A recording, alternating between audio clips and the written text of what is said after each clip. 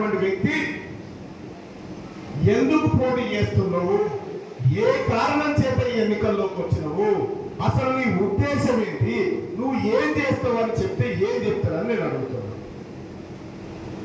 ఎప్పుడైతే కాంగ్రెస్ పార్టీ గౌరవ ముఖ్యమంత్రి రేవంత్ రెడ్డి గారు మా పట్టభద్రుల ఎమ్మెల్సీ అభ్యర్థి తీన్మార్ మల్లన్నాని ప్రకటించిన తర్వాత బీఆర్ఎస్ పార్టీలు నువ్వు చేయరాదన్నా అంటే నువ్వు చేయరాదన్నా వాళ్ళు ఈయన చేయడట, నువ్వు చేయమంటే నేను చేయ, నువ్వు చేయి, నేను చేయ, నువ్వు ఆఖరి పోరకొచ్చు కూర్చుంటూ మేపినట్టుగా తలుగు పట్టుకొని తిప్పుతాను. మరి ఇప్పుడు ఆఖరికి పనే ఏమున్నది, నిజంగా గెలిచేది ఆ పోరాడు కింద ఏదో పల్లా రాజేశ్వర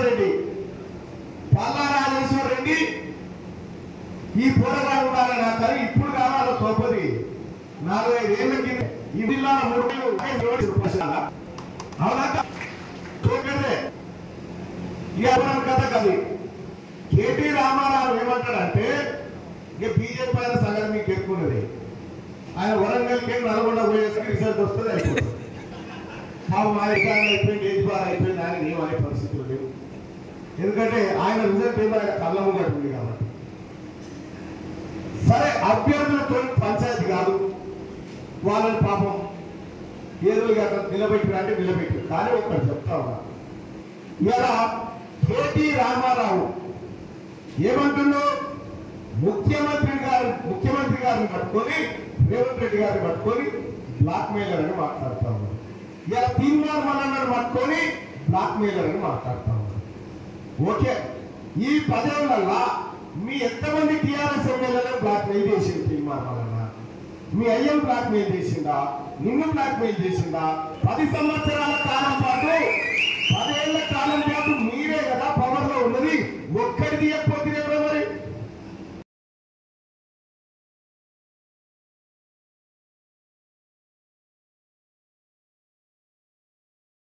టెలిఫోన్ ట్యాపింగ్ చేసి కారాడు ఇల్లే కేసులు లేవు.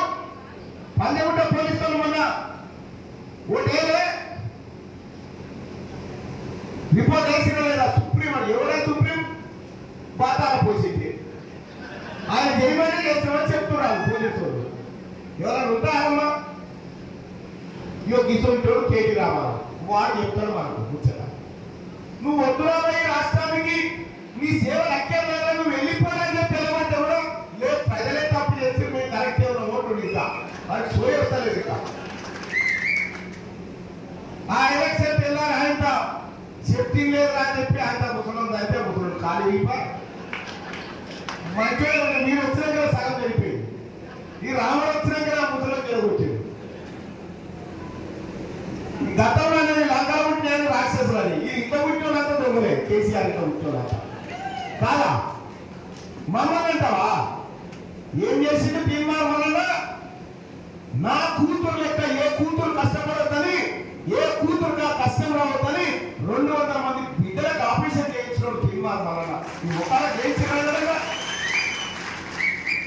ఈ ప్రాంతం నుంచే పేద బిడ్డలు వస్తే అన్నానే గొప్పలు చదువుకుంటామన్నాను వస్తే, ఇలా ఓ యాదవుల బిడ్డ నా దగ్గరకు వస్తే ఈ యాదవుల బిడ్డని వాళ్ళ ఆయన పెళ్లి చేస్తామని ఎంత పడుతుంటే అయితే ఉమ్మడి వరంగల్ జిల్లా నుంచి నా దగ్గరకు వస్తే ఆ బిడ్డని అమెరికాలోకి సమీపిస్తున్నా. నీ ముఖానికి ఏం చెప్తా ఉన్నావు? మా అభ్యర్థి అమెరికా నుంచి వచ్చినట్టు ఓ రానే నువ్వు అమెరికా నుంచి ఇంటికి వచ్చిన చూద్దామని నేను ఇక్కడ పేద బిడ్డల్ని అమెరికాకు పంపిస్తా ఉన్నా. నీకు కాకుండా తేడా కాదు. ఏమైందో మీ అభ్యర్థి ఏం చేస్తారా గెలిస్తే అంటే మా అభ్యర్థి కాదు మళ్ళా మంచోడు కాదు. మరి నీ ముచ్చట చెప్పరా, కోరడు ఎత్తు పొడుగు ఏం చెప్తారా, వాళ్ళు గుణమేంటి ఘనమేంటి చెప్పాలిగా. అది చెప్పాలట మల్లన్న మంచోడు కాదని చెప్తాడు. మల్లన్న మంచోడా కాదా, ఈ మొదుగు గడ్డ గెలవడా, ఈ బిడ్డలకు గెలవడా? తీర్మానం వాళ్ళని చెప్పించాడు. తీర్మానం మల్లన్న ఈ ప్రజల కోసం పోరాటం చేసి, ప్రజల హక్కుల కోసం పోరాటం చేసి తీర్మానం మల్లన్న కేసీఆర్ అర్ధరాత్రి పూట అరెస్ట్ చేసి జైల్లో పెడితే నా బిడ్డలు చిన్న బిడ్డలు డాడీ డాడీ అంటుంటే ఆ బిడ్డలను ఒళ్ళో పెట్టుకొని ఓదార్చిన నా అక్క మునుగు గడ్డ సీతక్క ద్వారా ఆ రోజు సోదరులారా, నేనంటే ఈ ప్రజల హక్కుల కోసం, ఈ ప్రజల పోరాటం కోసం, ఈ ఉద్యోగాల కోసం, ఉద్యోగస్తుల జీతాల కోసం పోరాటం చేసి జైలు పోయినా. నీ చెల్లి ఎందుకు పోయిందిరా పోయి జైలుకు?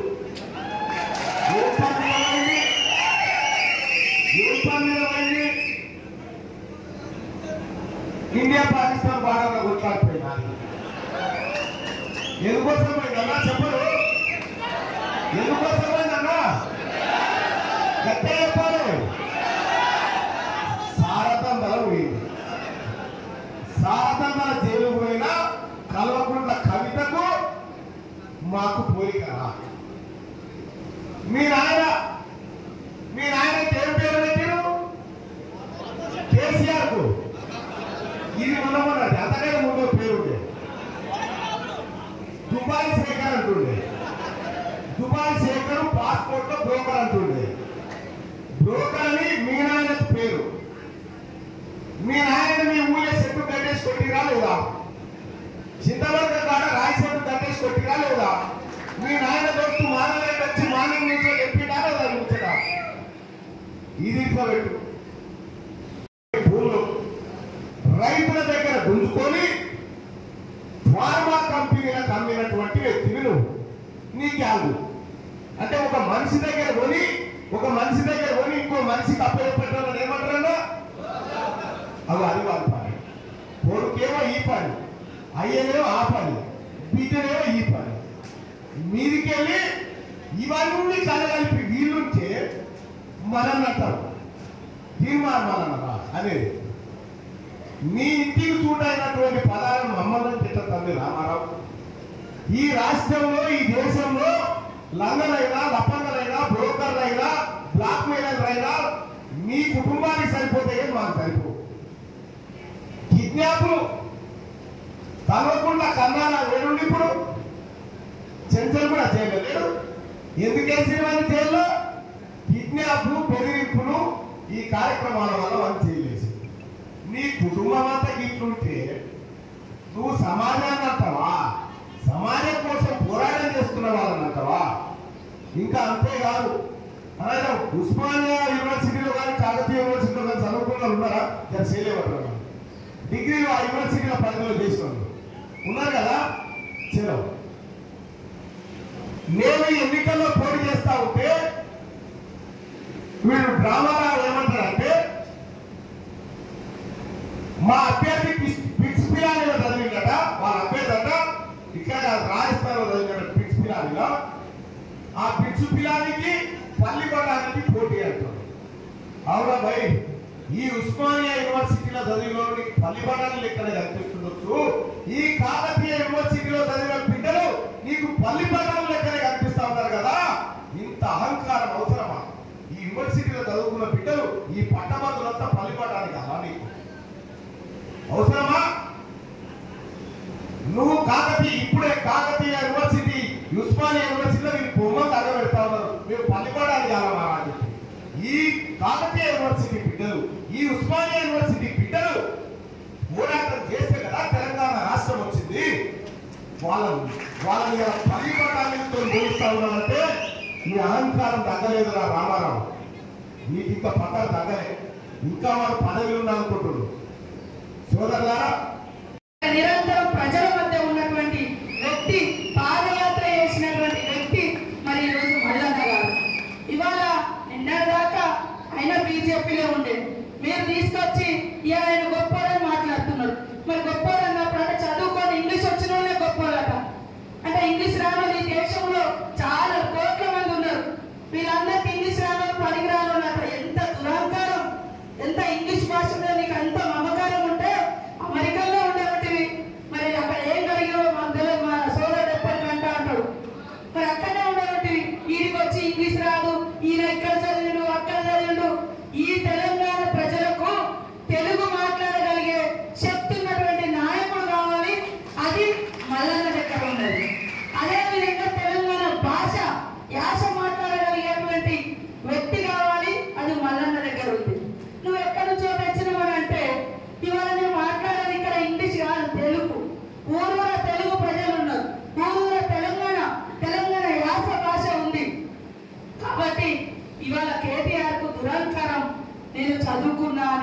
నువ్వు ఇంకేదో అంటే అమెరికా పోతుంది.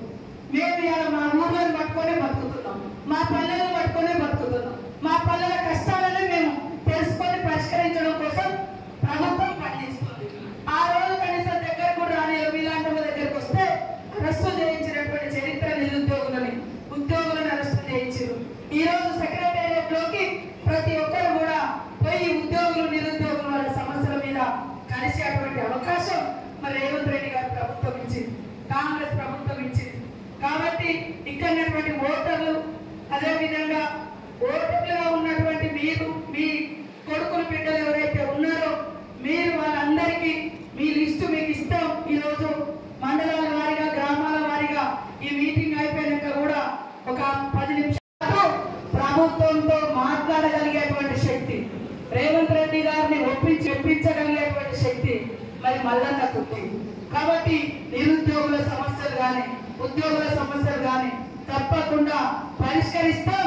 ఏది కూడా పెండింగ్ పెట్టాం.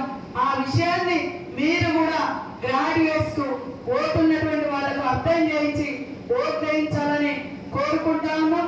27వ తారీఖు నాడు ఒక అంటే ఇంతకుముందు లెక్క ఈవీఎంలు ఉండవు, డబ్బాలు ఉండవు. మరి ఈ యొక్క యువకుడు, ప్రతి ఒక్క తల్లి తండ్రి మీ పిల్లలకు అర్థం చేయించి ఖచ్చితంగా మల్లన్న ఇప్పటికి 3వసారి పాపం, ఈసారి 3వసారి ఖచ్చితంగా భారీ మెజార్టీ తోటి మరి కౌన్సిల్లో ఎమ్మెల్సీ అయి ఉండే విధంగా అందరూ కష్టపడాలని పేరు పేరున కోరుకుంటూ అందరికీ నమస్కారాలు, ధన్యవాదాలు మరి తెలియజేస్తూ కాంగ్రెస్.